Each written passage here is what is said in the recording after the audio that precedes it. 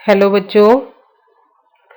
पिछली वीडियो में मैंने पाठ नंबर 3 बस की यात्रा की सार सहित व्याख्या बताई थी। वीडियो के इस भाग में मैं बस की यात्रा पाठ के प्रश्न उत्तर के बारे में आपके साथ डिस्कस करूंगी। आइए देखते हैं अभ्यास के प्रश्न उत्तर। अभ्यास का पहला प्रश्न है, मैंने उस कंपनी के हिस्सेदार की तरफ पहली बार श्रद्धा भाव से देखा। लेखक के मन में हिस्सेदार के लिए श्रद्धा क्यों जग गई?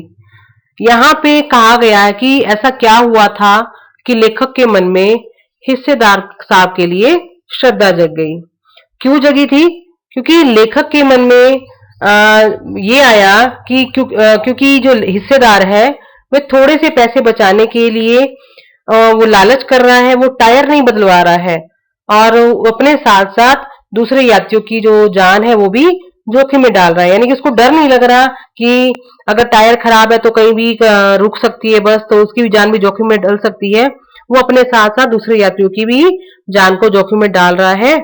इसलिए लेखक ने श्रद्धा भाव कहकर लेखक ने उस पर व्यंग्य किया है, क्योंकि वह इस बात की परवाह नहीं कर रहा कि बस कहीं भी उसको धोखा दे सकती है और उसकी जान जा सकती है।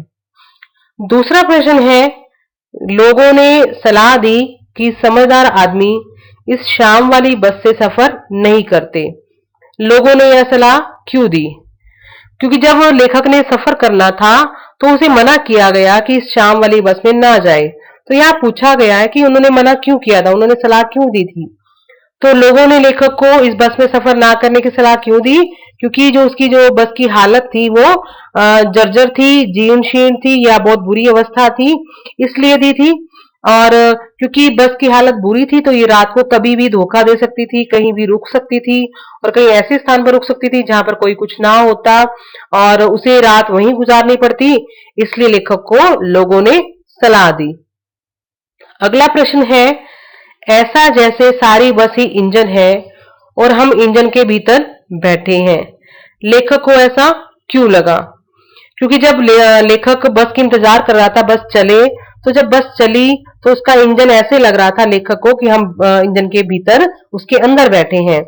तो लेखक ने सारी बस इंजन इसलिए लेखक को सारी बस इसलिए इंजन लगने लगी क्योंकि पूरी बस के जब बस इंजन स्टार्ट हुआ था तो जो इंजन की आवाज थी पूरी बस में ही गूंजने लगी थी, क्योंकि जो बस की अवस्था थी पूरी खराब थी तो इंजन की आवाज भी गूंजने लग गई थी। अगला प्रश्न है, गजब हो गया, ऐसी बस अपने आप चलती है। लेखक को यह सुनकर हैरानी क्यों हुई? जब लेखक ने हिस्सेदार से पूछा कि बस चलेगी भी, तो हिस्सेदार ने कहा हाँ हाँ क्यों नहीं, ये अपने आप ही चलती है। तो लेखक को इस बात पे हैरानी हुई थी। तो लेखक को हैरानी क्यों हुई थी? यहाँ कहा गया है कि जब इतनी टूटी फूटी जो बस है वो लेखक कहता है कि कैसे चलती होगी। तो लेखक का मानना था कि इस बस को, ऐसी बस को जो इतनी अच्छी अवस्था कह सकते हैं, उसको व्यंग के रूप में कह सकते हैं, इसको कौन चला सकता है, ये तो अपने आप ही चलती है।